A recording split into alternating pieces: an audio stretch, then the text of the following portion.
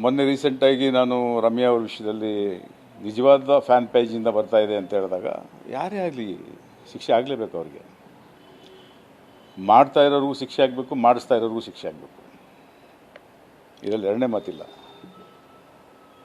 ಈ ಸಂದರ್ಭದಲ್ಲಿ ಮಾಡ್ತಾ ಇರೋರಿಗೆ ನಾನೊಂದು ಮನದಟ್ಟು ಮಾಡೋಕ್ಕೆ ಇಷ್ಟಪಡ್ತೀನಿ. ನಿಮ್ಮ ಮನೆಯಲ್ಲೂ ಹೆಣ್ಮಕ್ಳಿದ್ದಾರೆ, ಅವ್ರಿಗೆ ಫಸ್ಟು ನಿಮ್ಮ ಮನೆಯಲ್ಲಿರೋ ಹೆಣ್ಮಕ್ಳನ್ನ ಕಾಪಾಡ್ಕೊಳ್ಳಿ. ನಿಮ್ಮ ಮನೆಯಲ್ಲಿರೋ ಹೆಣ್ಮಕ್ಳನ್ನ ತೃಪ್ತಿಪಡಿಸಿ ಸಂತೋಷವಾಗಿ ಇಟ್ಕೊಳ್ಳಿ. ಅವರನ್ನು ನೀವು ಬೇರೆ ಹೆಣ್ಮಕ್ಳನ್ನ ಬೈಯೋದು ಇಲ್ಲ ತೃಪ್ತಿಪಡಿಸೋದ್ರ ಬದಲು ನಿಮ್ಮ ಮನೆಯವ್ರಿಗೆ ಫಸ್ಟು ಅವ್ರನ್ನ ತೃಪ್ತಿಪಡಿಸಿ. ನೀವು ಬೈತೀರಲ್ಲ, ಆ ಬೈಗಳಲ್ಲಿ ಎಷ್ಟೋ ಅರ್ಥ ಇದೆ, ಅದು ನಿಮ್ಮ ಮನೆಯವ್ರಿಗೂ ಅನ್ವಯಿಸುತ್ತೆ.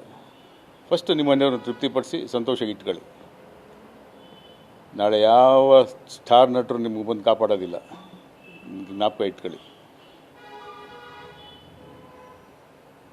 ಯಾಕಂದರೆ ನನಗೂ ಸುಮಾರು ಜನ ಫ್ಯಾನ್ಸ್ಗಳು ಈ ಥರ ಬೈದು ಚಿತ್ರ ಬಿಡುಗಡೆ ಆಗೋ ಸಂದರ್ಭ ಸುಮಾರು ಬೈದರು. ನಾನು ಅದನ್ನು ಸೀರಿಯಸ್ಸಾಗಿ ತಗೊಂಡಿಲ್ಲ. ಗಾಳಿಯಲ್ಲಿ ಗುಂಡೊಡಿಯೋವ್ರನ್ನ ನಾನು ಕೇರೆ ಮಾಡಲ್ಲ. ಎದುರು ನಿಂತ್ಕೊಂಡ್ಬಂದು ಮಾತಾಡೋವ್ರನ್ನ ಗೌರವ ಕೊಡ್ತೀನಿ. ಅವ್ನು ಕೆಟ್ಟದಾಗ ಬೈಲಿ, ನನಗೆ ಗೌರವ ಕೊಡ್ತೀನಿ. ಅವನಿಗೆ ಏನಪ್ಪ ನಿನ್ನ ಪ್ರಾಬ್ಲಮ್ ಅಂತ ಕೇಳ್ತೀನಿ ನಾನು. ಇಷ್ಟು ಜನ ಮಾತಾಡ್ತಾರಲ್ಲ, 100 ಜನ ಆಗಲಿ 2000 ಜನ ಬಂದು ನಿಂತ್ಕೊಳ್ಳೋಕೆ ಕೇಳಿ, ಬರೋಕ್ಕೆ ಕೇಳಿ, ಅವ್ರನ್ನೆಲ್ಲ ಎದುರು ನಿಂತ್ಕೊಳ್ಳೋಕೆ ಕೇಳಿ.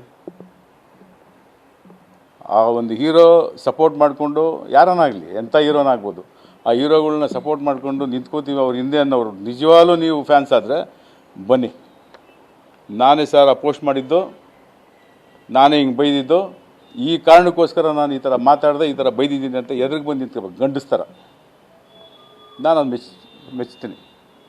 ನಾನೇ ರಮ್ಯವ್ರು ರಿಕ್ವೆಸ್ಟ್ ಮಾಡ್ತೀನಿ, ಇಂಥ ಹುಡುಗ ಏನೋ ಗೊತ್ತಿಲ್ಲದೆ ತಪ್ಪು ಮಾಡೋನೆ, ಇಲ್ಲ ಯಾರೇ ಆಗ್ಬೋದು, ಅವ್ರ ಮೇಲೆ ಆ್ಯಕ್ಷನ್ ತೊಗೋಬೇಡಿ ಅಂತ ನಾನು ಹೇಳ್ತೀನಿ. ಬೇಕಾದ್ರೆ ನೀವು ಇದೆಲ್ಲ ಇಲ್ಲದೆ ನಾವು ಇದೇ ಥರ ಮಾಡ್ತೀವಿ ಅನ್ನೋದಾದರೆ ಇದಕ್ಕೆ ಎಲ್ಲಿ ಹೆಂಗೆ ಬುದ್ಧಿ ಕಲಿಸ್ಬೇಕು, ಪಾಠ ಕಲಿಸ್ಬೇಕು, ನಿಮ್ಮ ಥರ ಅಲ್ಲ, ಲೀಗಲಾಗಿ ಕಲಿಸ್ತೀವಿ ನಾವು.